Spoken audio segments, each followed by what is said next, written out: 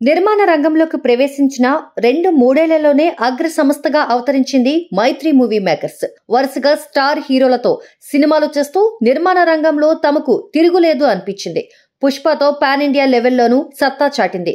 ఇక పోయినేడాది సంక్రాంతి బరిలో చిరంజీవితో వాల్తేరు వీరయ్య, బాలకృష్ణతో వీరసింహారెడ్డి చిత్రాలు నిర్మించడమే కాకుండా వాటిని నైజాంలో సొంతంగా విడుదల చేసి ఘన విజయాలు సాధించింది మైత్రి మూవీ మేకర్స్. ఇదే ఊపులో ప్రభాస్ మోస్ట్ అవైటింగ్ సలార్ ని నైజాంలో విడుదల చేసింది. సలార్ నైజాం హక్కులను రికార్డ్ లెవెల్లో భారీ మొత్తానికి దక్కించుకుంది.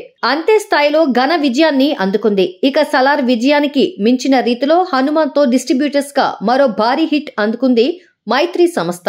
హనుమాన్ ని నైజాంలో పంపిణీ చేసిన మైత్రి మూవీ మేకర్స్ అన్ని ఖర్చులు పోగా ఈ చిత్రంతో ఏకంగా 30 కోట్ల లాభాన్ని పొందిందట. ఈ మధ్య కాలంలో ఒక ఏరియాకి ఇంత లాభాన్ని ఆర్జించిన సంస్థ మరొకటి లేదు.